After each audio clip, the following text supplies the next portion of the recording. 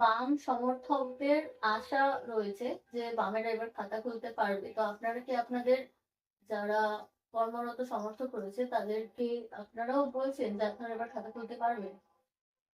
যে আমাদের খাতা কবে বন্ধ হয়েছিল বলুন তো?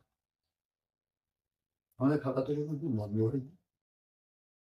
সিপিআইএম শূন্য হতে পারে, কিন্তু এই বিধানসভাতেও সিপিআইএম এর যে আসন সমঝোতা হয়েছিল তার একজন প্রতিনিধি নওশাদ সিদ্দিকী ভাঙড় থেকে জিতে এসেছেন। কারণ আমাদের খাতা তো শূন্য ছিল না কোনো। 1946 সালের নির্বাচনে আমাদের 3 জন বিধায়ক জিতেছে। তারপর থেকে কোনোদিনই আমরা শূন্য হইনি। 1972-এর নির্বাচন জাল জুয়া চুরি, আমরা 13 জন ওই নির্বাচনে জিতে বিধানসভায় যায়নি, শূন্য ছিলাম। বিধানসভায় আমাদের অংশগ্রহণ শূন্য ছিল। তাতে কি 1977 সালে আমাদের সরকার গড়া আটকে ছিল? আটকায়নি। বিজেপির তো 2টো আসন ছিল, সেখান থেকে 98টা আসন হয়েছে লোকসভায়। সুতরাং খাতা খোলা, এই যে শব্দবন্ধটা ব্যবহার করা হচ্ছে, আমার এই শব্দবন্ধটা ব্যবহার না। স্টিল আপনি যদি বলতে চান যে বিধানসভায় সিপিআইএম এর বিধায়ক দেখা যাবে কিনা,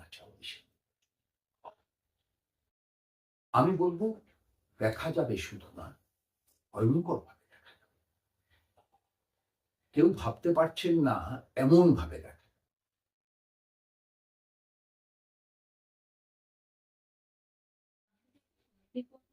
পশ্চিমবঙ্গে আদৌ হবে? কারণ এই মুহূর্তে রাজ্যের যা পরিস্থিতি কেউ এটা নিয়ে আশাবাদী হতে পারছে না।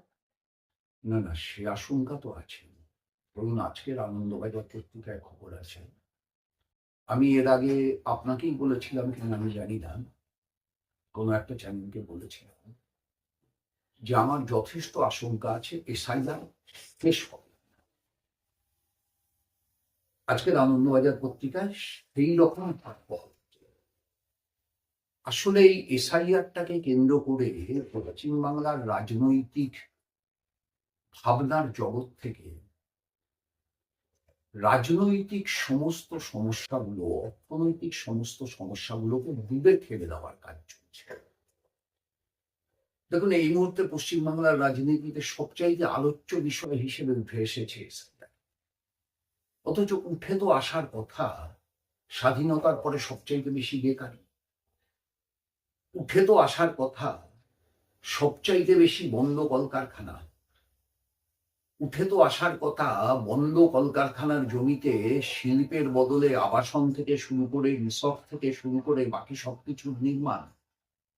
উঠে তো আসার কথা একটার পর একটা স্কুল বন্ধ হয়ে যাওয়া, কলেজগুলোর শিক্ষার 12টা বেজে যাওয়া। প্রাইমারি স্কুল 1জন টিচার, হাই স্কুল 2জন টিচার চলছে। এমন একটা স্কুল আপনি দেখাতে পারবেন না এই মুহূর্তে পশ্চিমবাংলায়, সরকারি স্কুল যতজন টিচার রিকোয়ার্ড ততজন টিচার আছে, একটা, নট এ সিঙ্গেল ওয়ান, একটা স্কুলে এরকম নেই। ফলে এইগুলো তো রাজনীতির বিষয়। এই যে শীতের সময় সবজির দাম আকাশ ছোঁয়া, টমেটো 80 টাকা, অন্য বছর এই সময় টমেটো 30 টাকা। কেন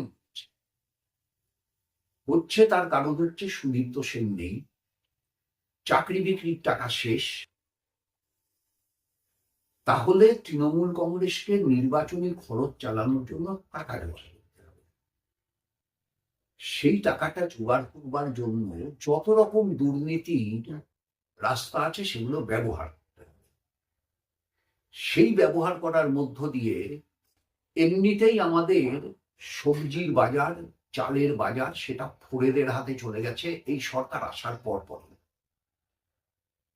এখন সেই ফোরেদের হাতে মূল্য নিয়ন্ত্রণের ক্ষমতা চলে যাওয়ায় কৃষক ফসলের দাম পাচ্ছে না, আপনি ফসল বেশি দামে কিনছেন, মাঝখানেরটা ফোরেরা খেয়ে নিচ্ছে, আর তার ভাগ ফোরেরা তৃণমূল কংগ্রেসকে দিচ্ছে, অথবা তৃণমূল কংগ্রেসের ঠিক করা ফোরেরাই এই কাজটা করছে। তাই সবজির আকাশ ছোঁয়া দাম হচ্ছে। তাহলে রাজনীতির বিষয় তো এই, কোনো মা তার মেয়ে কাজে গেলে, যদি সে তরুণী হয়, যদি সে যুবতী হয়, এমনকি যদি সে কিশোরী হয়, কোথাও কোথাও যদি সে শিশু, সেই মা উদ্বেগে সময় কাটাচ্ছেন কখন তার মেয়েটা বাড়ি ফিরবে। এই যে একটা ভয়াবহ অবস্থা, রাজনীতির বিষয় তো এটা হওয়া উচিত। রাজনীতির বিষয় তো এটা হওয়া উচিত যে আমাদের রাজ্যে নতুন করে কোনো কলকারখানা তৈরি হবে না। প্রতি বছর বাণিজ্য সম্মেলন হচ্ছে, প্রতি বছর শিল্পপতিদের বিনিয়োগের গল্প হচ্ছে, কিন্তু কার্যত কোনো শিল্প মাথা তুলে দাঁড়াচ্ছে না। মমতা ব্যানার্জির এত ছবি আমরা দেখেছি, কালভার্ট উদ্বোধনের ছবি, ড্রেন উদ্বোধনের ছবি, রাজা রামমোহন রায় এইটুকু ছবির পাশে মমতা ব্যানার্জির এত বড় ছবি।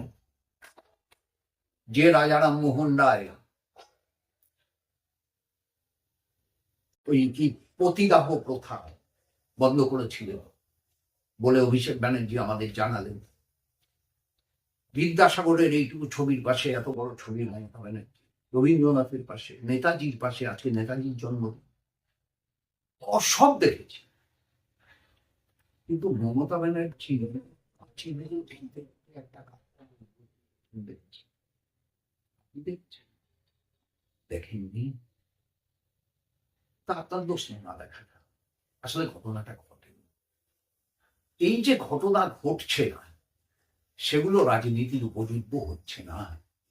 তার বদলে এসআইআর কে রাজনীতির প্রধান উপযোগ্য করে সেইটা নিয়ে বিজেপি এবং তৃণমূলের দ্বন্দ্বকে এমন ভাবে মূলধারার মিডিয়া আকর্ষণের কেন্দ্রবিন্দুতে পরিণত করছে যেন দেশে আর কোনো সমস্যা নেই। রাষ্ট্র পরিচালক তিনি যখন অবিবেচক হন, তখন নোট বাতিল হয়, অজস্র মানুষ লাইনে দাঁড়িয়েছেন, মারা গেছেন। রাষ্ট্র পরিচালক তিনি যখন অবিবেচক হন, নির্মম হন, নিষ্ঠুর হন, তখন করোনা তাড়াতে হাততালি দেওয়া আর দিয়া জ্বালানোর আওয়াজ ওঠে।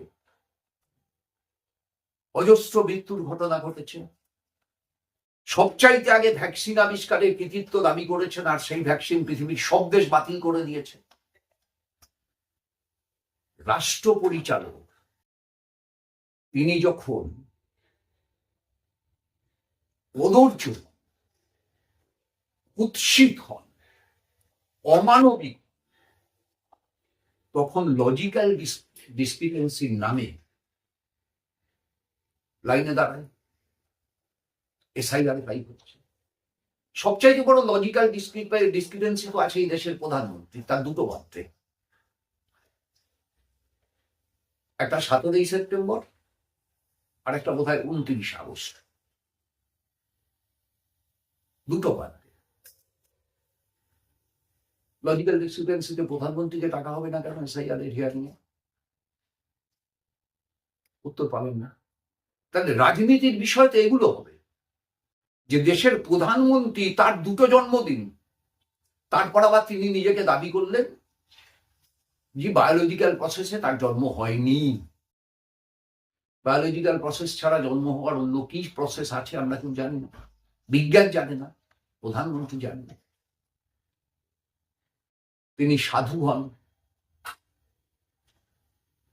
ফলে এই যে রাজনীতিকে কলুষিত করা হচ্ছে বেরাজনীতি, অরাজনীতি, কুরাজনীতির নামে, সেগুলো রাজনৈতিক আলোচনার বাইরে চলে যাচ্ছে।